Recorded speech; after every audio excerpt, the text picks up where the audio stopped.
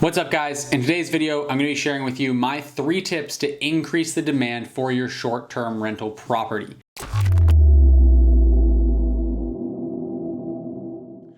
Now, in this video, I'm literally going to show you exactly how to increase demand for your short-term rental property, meaning more people that want to book your place. But before I do that, I do want to remind you guys that there are, as we've discussed in other videos, a number of different things that could be causing your slowdown. If you're clicking through to this video, I suspect that you probably have gotten a fewer bookings than you were hoping to get. And so I just want to remind you guys that more traffic and more demand for your listing isn't necessarily going to actually fix the problem. Being able to identify why you're not getting as many bookings in the first place is the first step, and it's not always because you don't have enough demand for the property. With that being said, let's jump into it. I do want to share with you, in case demand is the issue, a couple ways that you can ratchet it up. So number one, pretty basic, pretty obvious, lower your price. I'm not going to go into this too much, but I do want to include it in this video because I think it's one of those ones that so many people just overlook and don't think about. But just naturally, in any given market, there's going to be more people who want to book a property for $100 or more than there are for people that want to book a property for $1,000 or more. You're just lowering your pricing is going to give you more access to more demand. So again, it's not always a thing you should do, but that will increase demand. And for those of you who are, have ego in the way of lowering your prices, who think your property is just worth this much and I'm never going to lower my price beyond that, this advice is for you. You've got to be able to lower your price in order to optimize returns. If you're okay with leaving money on the table, that's a different story. But if you actually want to optimize the performance of your property, it's better to get some money than no money at all. So keeping your price super high and then not having those dates get booked isn't always the best strategy. So you have to know exactly when to lower your price in order to do it the right way, but that will increase your demand. Now, next tip for you is a little bit more of an advanced one. I don't recommend playing around with this too much if you're just getting started and you're new to short-term rentals and optimizing performance, dialing in pricing, but it's gonna be playing around with your minimum night stay. Now, by and large, I recommend at least a 2-night minimum stay for just about every property, with a few small exceptions. I found that having 1-night stays is going to open you up to a lot of issues. So in smaller properties in urban centers, like a 1-bedroom or a studio apartment, sure, maybe where you're going to be kind of hotel equivalent, 1-night stays are going to be worthwhile. But for the majority of properties out there, 2 nights or longer, you're just going to avoid a lot of issues by doing that and make your life a whole lot simpler, is my experience. And so what you want to do is play around with your minimum night stay settings to just be able to fluctuate the demand for your property. Again, naturally, if there's this many people that are looking to book a property for 4 nights or more, then there's going to be this many people who are looking to book a property for 3 nights or more. And then this many people looking to book a property for 2 nights or more. And so by lowering your minimum night stay, you're increasing the amount of demand overall for your property.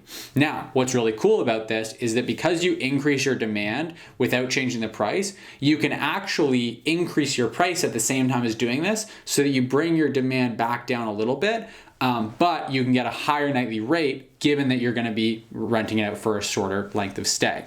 That's something you can kind of use the first and second tip in tandem.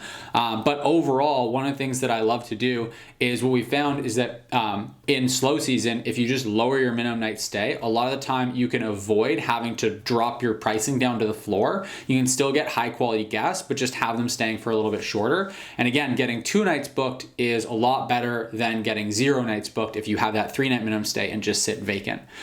So again, not something I recommend playing around with too much. I would recommend keeping it super basic and just having a 2-night minimum stay and not playing with that at all for most people when they're just getting started. But if you are more advanced and you've been playing around with 3 or 4-night minimum stays or longer, then just naturally decreasing that is going to increase the demand for your property.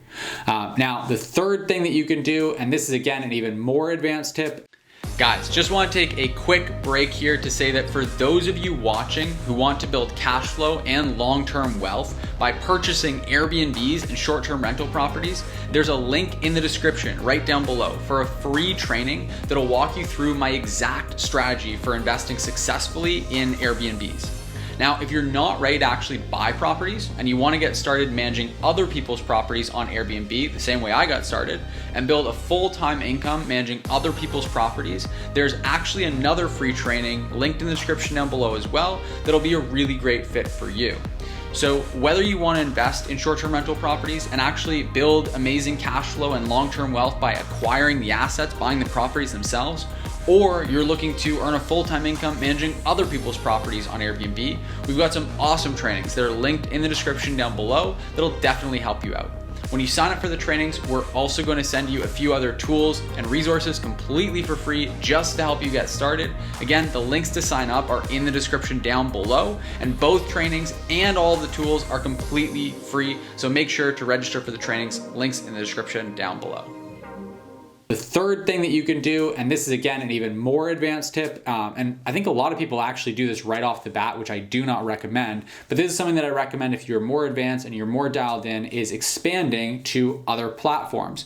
So naturally, again, if you're listed on one platform, like for example, Airbnb, then if you list on two, you're gonna get a boost in the amount of demand for your property because some people only look for places to stay on VRBO, or only look on, let's say, Instagram if you're going and promoting your property there. So by expanding out to other platforms, you can just increase the overall demand for your property, which again may give you the flexibility to increase your prices or to increase your minimum night length of stay. So again, all three of these can be used in combination with one another to varying extents. But the reason I don't recommend expanding to multiple platforms right off the bat is because each one is nuanced. Each one's a little bit different. Airbnb is by far the easiest and most intuitive platform to use. And so if you aren't doing a really great job there, and then suddenly you have a bunch of problems that you're not really doing great, you're really under-optimized, and then you expand onto VRBO, let's say, it just means you're gonna be expanding a problem, expanding a system that ultimately isn't really working that well to begin with. And so it's probably not actually gonna make a positive impact. It's probably gonna be a negative impact overall on your life and your listings performance. So I would recommend expanding out to other platforms when you're ready to do so, and do it in the right way. We've got other videos on this channel that explain and go into some of the nuances of the different platforms, and the ins and outs of them, how to optimize differently on different platforms. But if you want to learn more about that, like I said, that's in other videos on this channel. This is another tip though that I wanted to give, is that you can just expand to other platforms to increase your demand for your property. Now, with that in mind, again, just really want to reiterate and stress here that not all platforms are created equal. So there's a right and a wrong way to do this. For example, if you're going to expand onto, let's say, Instagram and try to drive a direct booking strategy, or what I see a lot of people making mistakes with is they'll go and just do paid ads. Those things are going to be really high risk because if you don't have insurance from the platform, you're using your own payment processor, you're doing all your own guest screening, and you're potentially putting your own money behind advertising on this, then there's just a lot more risk as opposed to expanding onto a platform that you're familiar with where you can minimize that risk and do it the right way. So I do caution on that, but with that being said, those are my 3 tips for how you can increase demand for your property. If you want to learn more about different ways to increase the performance overall of your property, then let me know in the comment section down below what questions you have or what insights you'd like to get my thoughts or opinions on. And as always, if you like this video, hit the thumbs up button, give the video a like. If you're new to the channel here and you haven't yet subscribed, I post 2 new videos every single week on the channel for you to learn more about short-term rental investing, hosting, property management, all of the above, all of the below. So just hit that subscribe button to stay up to date with those new videos. With that being said, thanks so much for watching this one, and I'll see you in the next video.